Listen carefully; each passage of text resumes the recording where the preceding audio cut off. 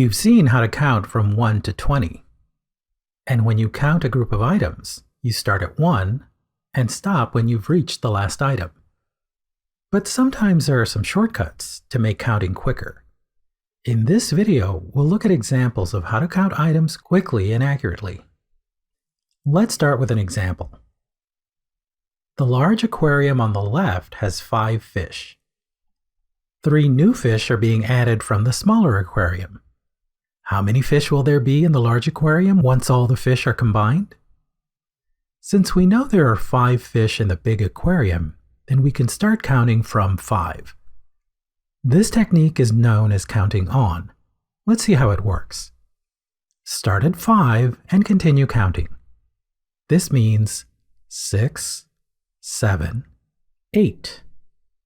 Remember, the last number we count is the total number, so there will be 8 fish in all.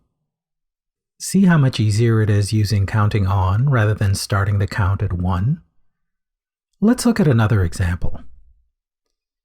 For the school field trip to the aquarium, there were drinks available. There was a 6-pack of orange soda plus 4 additional bottles. How many total bottles were there? The container on the left is a 6-pack, which means there are 6 bottles.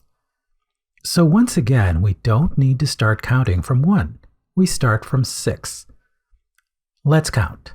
6, 7, 8, 9, 10. There are a total of 10 bottles of orange soda. Let's look at a final example. After the class field trip to the aquarium, the class had a snack.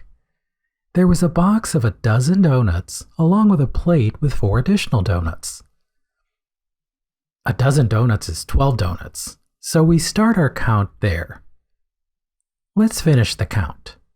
12, 13, 14, 15, 16. So there are a total of 16 donuts.